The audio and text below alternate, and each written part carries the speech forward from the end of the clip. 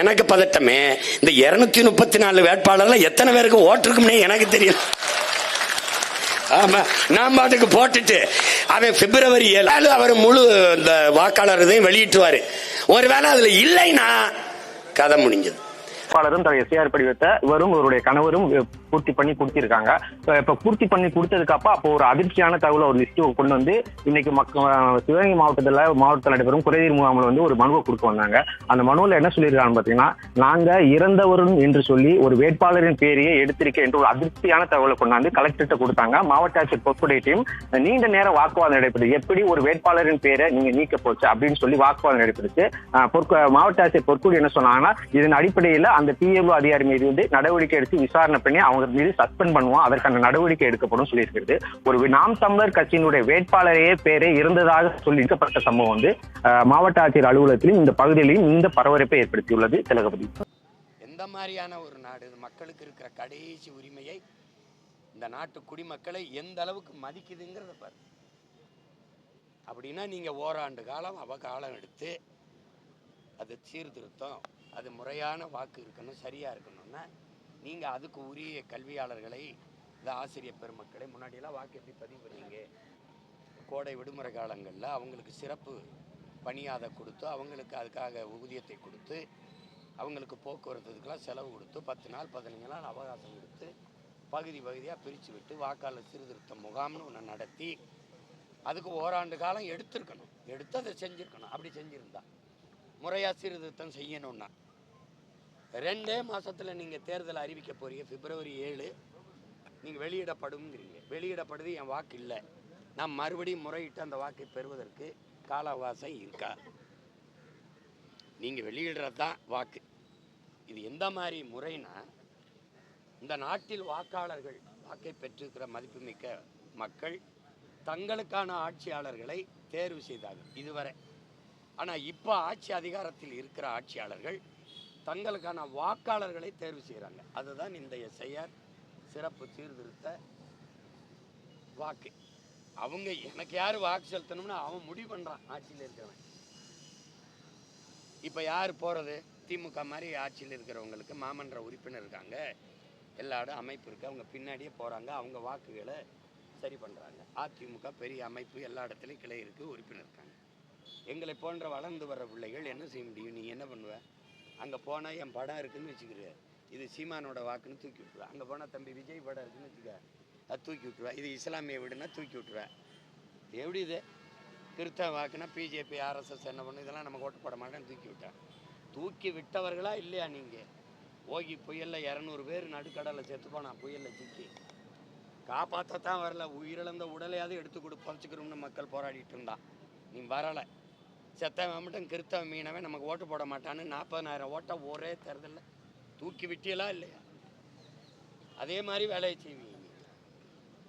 குறைஞ்சது 1 கோடி பேர் வாக்குரிமையை இழப்பாருங்க. பெரும்பாக்கத்தில் மட்டும் 20,000 பேருக்கு வாக்குரிமை இருக்காதுன்ற ஏற்கனவே நீங்கள் நடத்துங்க. பீகாரை பின்பற்றவும். பீகாரில் 81 லட்சம் பேர் வாக்கு செலுத்துகிற தகுதி இருந்தும் வாக்குரிமையை பெற முடியாமல் வெளியில் நிற்கிறாங்க. அப்போ எப்படி? இந்த நாட்டில் மட்டும் ஏன் இவ்வளோ கொடுமையாக இருக்குது? நாங்கள் விரும்பிய கல்வியை கற்கிறது, உரிய நல்ல தரமான மருத்துவத்தை பெற்றுக்கொள்வது, இதெல்லாம் எப்படி? மருத்துவ கல்வியை கற்பதோ, இதை வாக்கு செலுத்துறது, இதெல்லாம் ஏன் இவ்வளோ கொடுமையாக இருக்குது? இது ஏன் இவ்வளோ அவசரமாக செய்யணும்? சரி, திருத்தணும், சரி பார்க்கணும், அதுக்கு ஒரு கால அவகாசம் எடுத்து செய்யணும் இல்லையா? இப்போ நான் ஒரு வீட்டில் குடியிருந்தேன், வாடகை வீட்டில் ஆலப்பாக்கத்தில். அங்கே தான் எனக்கு வாக்கை எடுத்தேன். இப்போ நான் திருப்பி இப்போ கடற்கரை சாலையில் போய் ஒரு வீட்டில் இருக்கேன். நீ அந்த வீட்டுக்கு தான், அந்த வீட்டு முகவரிக்கு சோதிக்க போவேன். அங்கே நான் இல்லைன்னொன்னே நீக்கி விட்டுருவேன். எப்படி? அப்படி எத்தனை லட்சம் வாக்காளர்கள் இந்த நாட்டில் இருப்பான். நீ எங்கள் அம்மாவுக்கு ஊருக்கு சோதிக்க போவேன், மனுவை கொடுத்துருவேன், இல்லை ஏதோ ஒன்று பண்ணுறேன். எங்கள் அம்மா நீ 3 நாள் வர, நீ வர நேரத்தில் இல்லை வயக்காட்டுக்கு போயிட்டாங்கன்னு வச்சுக்கிறேங்க, வாக்குலேன்னு தூக்கி விட்டுருவேன். இப்போ எனக்கு என் பெற்றோர்களின் வாக்கு இதை கேட்குறேன். எங்கள் அம்மாவும் எங்கள் அம்மாவையும் எங்கள் பாட்டி, எங்கள் அம்மாச்சி, எங்கள் தாத்தா இதை போய் எங்கே எடுத்துகிட்டு வரும்? அந்த உரிமை கொடுக்கணும். இதில் பீகாரில் எங்கள் அப்பா அம்மாவுக்கு ஓட்டு உரிமை இருந்தால் நீங்கள் எடுத்துக்கலாங்கிறேன். எனக்கு 13 இது இதில் தகவலை தரணுன்ற இதில் என்னது இது கொடுமை பாரு. எல்லாத்துக்கும் ஆதார் தான். நீங்கள் அடையாளமே, தேச அடையாளமே, இந்த நாட்டின் குடிமக்களுக்கான அடையாளமே ஆதார் தான். நீங்கள் இப்போ அது ஆகாது, அது இன்வேலிடுன்றீங்க. அதெல்லாம் ஒன்றும் இல்லைன்றீங்க. ஆதார் எடுத்தா தான் வங்கி கணக்கில் இணைக்கணும், இதில் இணைக்கணும், எல்லாத்துலேயும் ஆதாரம் இணைக்கணும். நீங்கள் இப்போ ஆதாரம் ஒன்றும் இல்லைன்னு பீகாருக்கு அப்புறம் தமிழ்நாட்டில் இப்படி ஒரு விஷயம் நடக்கும், இந்த மாதிரி ஒரு இயல்பான விஷயம் நடக்கும் அப்படின்னு நீங்கள் நினைக்கிறீங்களாண்ணே? இந்த எஸ்ஆர் நோக்கி இல்லை என்ன நடக்குதுன்னே புரியலை. இவங்க என்ன திட்டத்தில் இதை நடத்துகிறாங்கன்னு தெரியல. இது வந்து தனக்கு வேண்டிய வாக்காளர்களை வச்சு மீதி வாக்காளர்களை நீக்கி விடுவதை தவிர இதில் வேறு என்ன நடக்கும்னு நினைக்கிறீங்க? உண்மையிலே மனச்சான்று படி இவர்கள் வந்து இந்த வாக்கு சரியான வாக்காளர், உரிய வாக்காளர்களுக்கு வாக்குரிமை இருக்கணும். ஒருவர் 2 இடத்துல செலுத்துறது அது தவறு. இறந்து விட்டவர்கள்லாம் அவங்க வாக்கு பலகெல்லாம் எடுக்கப்படாமல் இருக்கு. நாங்களே தேர்தல் ஆணையத்தில் முறையிட்டோம். அந்த வாக்கை வேற ஒருத்தர் போலியானவர் வந்து செலுத்திடுறாரு. இதெல்லாம் முறைகேடு. சரி, அப்போ அதை மட்டும் கண்டுணர்ந்து வெளியில் நீக்கிறதான சரியான திருத்தமாக இருக்க முடியும். நீங்கள் மொத்த பேரையும் ஒரு குறிப்பிட்ட காலத்துக்குள்ளே செய்து முடிங்க அப்படின்னா, எனக்கு இன்னும் 2 மாதத்துக்குள்ளே தேர்தல் வரப்போகுது.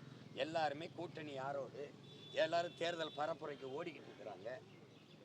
இந்த பிரச்சனையில் நீ இப்போ வந்து இந்த வாக்கை சரிபாருன்னா இது எந்த மாதிரியான நெருக்கடியை நீங்கள் மக்களுக்கு கொடுக்குறீங்க? ஏன்னா மக்களுக்கு இது குறித்து ஆபத்து தெரியல. ஏன்னா ஒரு நாட்டில், இந்த நாட்டில் இந்த மக்களாட்சியை ஏற்றுக்கொண்ட நாட்டில் வாக்குரிமை தான் மக்களுக்கு இருக்கிற கடைசி வலிமை மிக்க ஒரு ஆயுதம், உரிமை. அந்த உரிமையே பறிபோகும்னா வேற என்ன இருக்குது? எனக்கு இங்கே வேற என்ன இருக்குது சொல்லுங்கள். இந்த படிவங்கள் நிரப்புறதுலேயே பல இடங்களில் குழப்பங்கள் இருக்கிறதா பொதுமக்களும் சொல்கிறாங்க. நிரப்ப முடியல எங்களால். குழப்பங்கள் இருக்குன்னு பொதுமக்கள் சொல்கிறாங்கன்னு இருக்காது. குழப்பமான ஒரு படிவம் அது. நீங்கள் எளிதில் பூர்த்தி செய்யக்கூடாது. நான் ஏற்கனவே வாக்குரிமை பெற்று வச்சிருக்கேன்ல, செலுத்தியிருக்கேன்ல, அப்புறம் அதை எதுக்கு சொதிக்கிற? உனக்கு வேலை இல்லையா? உனக்கு வேலை இல்லையா? எனக்கு வேலை இருக்குல்ல. உனக்கு ஒரு வேலை இல்லைன்னா எனக்கு வேலை இருக்கு. நீ ஏன் இவ பதட்டமாக வச்சுக்கிற? எதுக்கு வச்சுக்கிற? நீ பல முறை வாக்கு செலுத்தியிருக்கேன், எல்லாம் வச்சிருக்கேன். நீ தவறா குற்றவாளி யாருன்னு கண்டுபிடிக்கல, தவறு செய்கிறவன் யாருன்னு கண்டுபிடிக்கல. எப்படி இது?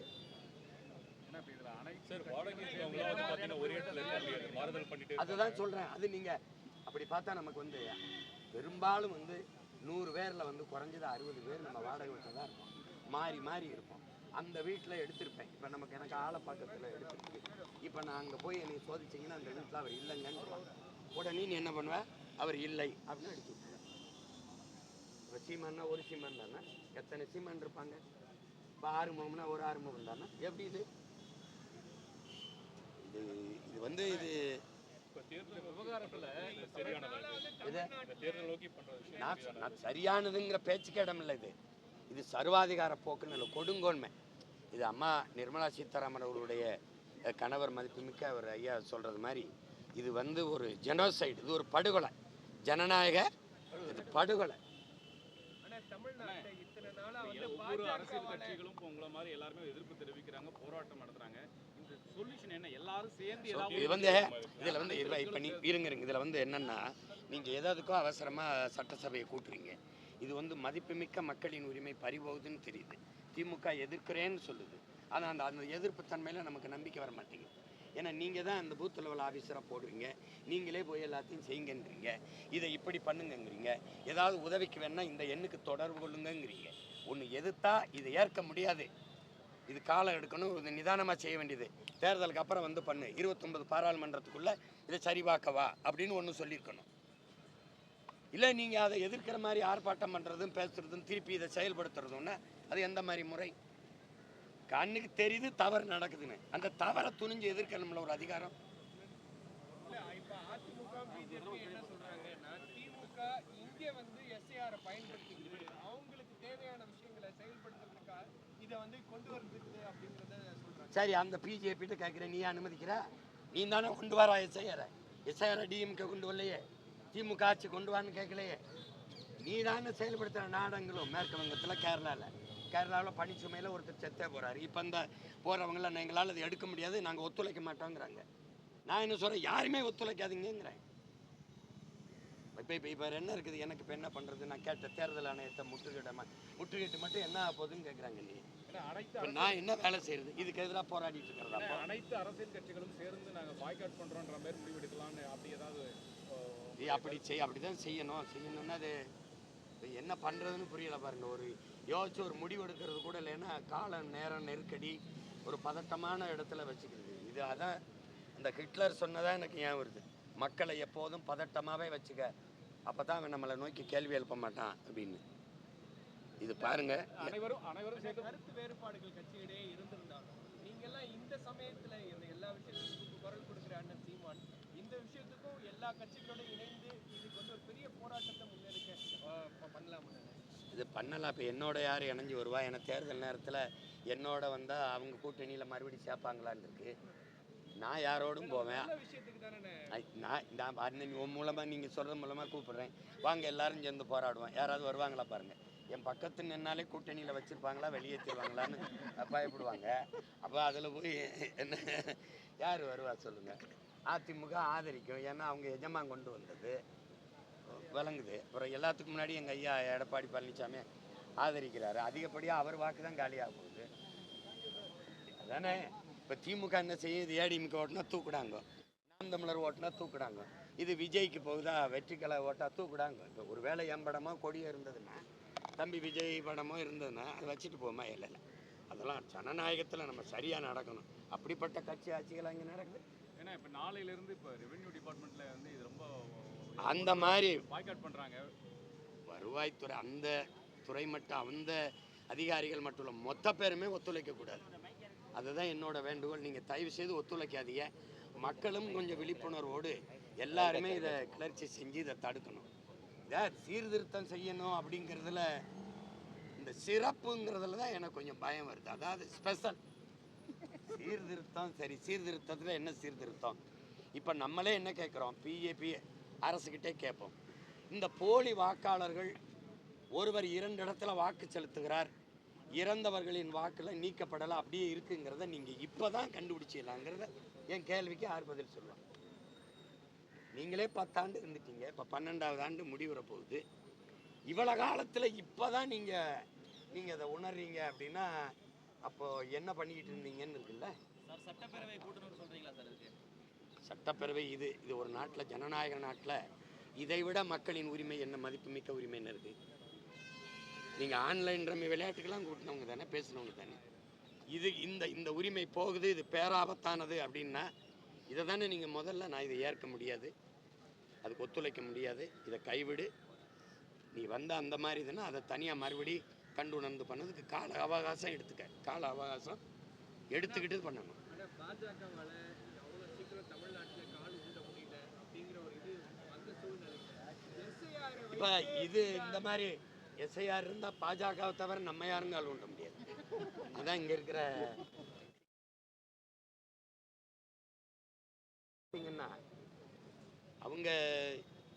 அவங்க நினைச்சதை நடத்திருக்காங்க. 81 லட்சம் பேர் வெளியில் இருக்கான் வாக்கு செலுத்த முடியாமல்.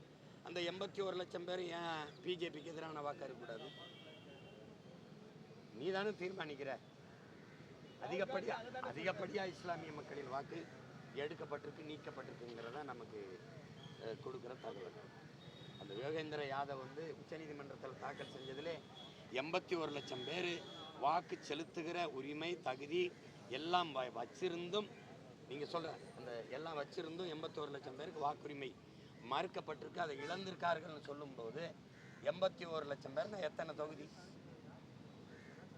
நீங்கள் வெற்றியாளர்களை பாருங்கள். எப்போவுமே இப்போ திமுகவுக்கும் அதிமுகவுக்கும் இந்த 2021 நடந்ததில் அதிகப்படியாக வித்தியாசம் 300, 400, 600, ரொம்ப அதிகம்னா 1000, 2000 அல்லது 250, 350 இந்த வாக்கு வித்தியாசம்தான்.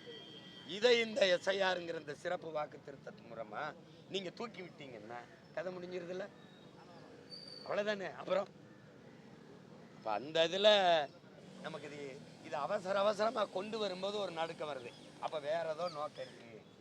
உண்மையிலேயே சீர்திருத்தம் செய்யணும், அது தவறு இருக்குது, அதை திருத்தணும்னா ஒரு காலம் எடுத்து, நீண்ட காலம் எடுத்து அறிவித்து அதுக்கு பயிற்சி கொடுத்து அந்த பயிற்சி பெற்ற அதிகாரிகளை அனுப்பி அந்த மக்களுக்கு விளங்கப்படுத்தி, என உண்மையிலேயே மக்களுக்கு இந்த வாக்குரிமையை இழந்துடக்கூடாது அந்த மக்கள் அப்படின்னு அதை கொடுக்கணும்னு நினச்சிருந்தா அதுக்கு கால அவகாசம் எடுத்து சிற்றூர்கள் தோறும் போய் படித்த பிள்ளைகளை கல்லூரியில் படிச்சுட்டு வேலை இல்லாமல் இருக்கிற பிள்ளைகளுக்கு பயிற்சி கொடுத்து அவங்கள பணிக்கமர்த்தி ஒரு 2 மாத காலம் நீங்கள் போய் இதெல்லாம் செஞ்சு கொண்டு வாங்க எல்லாம் சரியாக இருக்குது அப்படின்னா அப்புறம் சரியாக இருக்கான்னு பார்த்தா அவங்ககிட்ட கைரேகையோ கையெழுத்தோ ஒப்புதல் வாங்கி கொடுக்கணும். இப்போது இவங்க எல்லாம் எடுத்துக்கிட்டாங்க, வாங்கிக்கிட்டாங்க.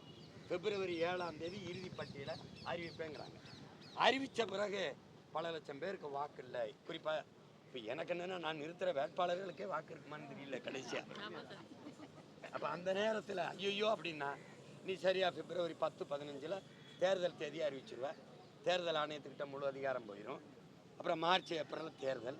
அப்புறம் ஐயோனாலும் அம்மானாலும் எனக்கு வாக்கு வராது. அப்போ நான் என்ன செய்யுது? இந்த நாட்டில் பிறந்ததுக்கு நாண்டுக்கிட்டு தான் சாகணும், வேற என்ன செய்யணும்? முரண்பாடுகள் இருக்கு. இல்லை, எஸ்ஐஆருங்கிற ஒன்று கொண்டு வரணும்னு என்ன இருக்குன்னு சொல்லுது. இது சிறப்பு சீர்திருத்தம்னா தம்பி, எந்த இடத்துல தவறு இருக்கோ அதை தான் சரி பண்ணணும். கொஞ்சம் இருங்க, எந்த இடத்துல தவறு இருக்கோ அதை தான் நீங்கள் சரி பண்ணணும். அப்போ நீங்கள் சொல்கிறது போலி வாக்காளர்கள், அந்த போலி வாக்காளர் யாருன்னு கண்டு அவங்கள தான் நீக்கணும். மொத்த பேரும் மறுபடி வாக்குரிமையை நீங்கள் சரி பாருங்கள், மொத்த பேரும் உங்களுக்கு மறுபடி வாக்குப்பதிவு வாக்கு இருக்குது, வாக்கு நீங்கள் விண்ணப்பிச்சு பெறணும் அப்படின்னா இது எப்படி? இப்போது என் தங்கச்சி வந்து திருச்சியிலேருந்து கவிதா எடுக்குது, 5 பேர் இருக்கிற வாக்கு ஒரே ஒரு படிமம் கொடுக்குறாங்க, ஒரு படிமம். இப்போ மீதி பேருக்கெல்லாம் என்ன எப்படி நீ அதை பதிவு பண்ணி கொடுக்குறது? செராக்ஸ் எடுத்து நகல் எடுத்துக்குங்கிறாங்க. நகல் எடுத்து கொடுத்தா என்னம்மா நகலை கொண்டாந்து கொடுக்குறீங்கம்பாங்க. இது எப்படி இப்போ பண்ணுறது? சரி, ஒரு வாக்குக்கு எதுக்கு 2 படிவம் கொடுக்குறேன்? ஒன்று தவறாயிட்டா இன்னொன்று. அப்போ இது தவறாகும்னு உனக்கு தெரியுது. இந்த படிவம் பூர்த்தி செய்ததில் தவறு வந்துடும்னு தெரியும். இப்போ நான் கேட்குறதுக்கு பதில் சொல்லுங்கள். அதில் வச்சுருக்கேன், அந்த இதில் தகுதி வாய்ந்த அதிகாரிகள், தகுதி வாய்ந்த அதிகாரிகள், தகுதி வாய்ந்த அதிகாரிகள். இந்த அதிகாரி தகுதியானவரா இல்லைன்னு அப்படி எனக்கு எப்படி தெரியும்? நீ ஏன் தகுதி இல்லாத அதிகாரியை போட்டாப்ப? தகுதி இல்லாத அதிகாரிகளாம் வேற நீ பணிக்கு நியமிச்சிருக்கியாங்கிற கேள்வி எனக்கு வருது. அதுக்கு பதில் வச்சிருக்கலாம். எப்படி இருக்கு? பிஎல்ஓக்களே நிறைய ஒரு குடும்பத்தில் 4 பேர் இருந்தா ஒவ்வொருத்தருக்கும் ஒவ்வொரு பிஎல்ஓ அலாட் பண்ணிடுறாங்க. அவங்க வீடு தோறும் வந்து ஃபார்ம் கொடுப்போம். உங்களுக்கு எல்லாமே தெரியுது, எல்லாமே தெரியுது. இது ஒரு தவறு நடக்குது, ஒரு கொடுமை நடக்குதுன்னு. ஆனாலும் நீங்க கேள்வியை என்ன எடுத்து கொஞ்ச நேரத்தில் வந்து இவங்களுடைய சிஇஓ உடைய ப்ரெஸ் கான்ஃபரன்ஸ் ஆரம்பிக்கும் போது நீங்க அதை பற்றி சொன்னீங்கன்னா கொஞ்சம் நல்லா இருக்கும். அவங்களுக்கு தெரியும். இல்லை, எனக்கு ஒன்று தேர்தல் ஆணையம்னு ஒன்று தமிழ்நாட்டில் இல்லாமல் ஒழிக்கிறது தான் எனக்கு என்ன பண்ணுறதுன்னு தெரியல. ஏன்னா ஒரு எவ்வளவு பிரச்சனையை நம்ம பேசிச்சுக்கிறோம், அது சாதாரணமாக வந்து பதிவு பண்ணி கொடுங்க அப்படின்ட்டு உட்காந்துருக்குறாங்க. அதை வேலைக்கு போகிறது யார் இந்த பதிவுலாம் எப்படி உங்கள் பொறுப்பை அப்படியே எடுப்பாங்க? பல மணி நேரம் உட்கார வைக்கிறீங்க. அந்த வேலையை இப்போ இந்த கொசு மருந்து அடிக்கிறது, துப்புரவு செய்கிறது, பிள்ளைகளுக்கு சத்துணவு ஆக்கி போடுற அந்த பணி யார் செய்கிறது? அந்த பணி யார் செய்கிறது? யார் செய்கிறா? யார் போய் செய்வா? கால கொடுமையான ஒரு சூழலில் நிறுத்தி வச்சுட்டாங்க.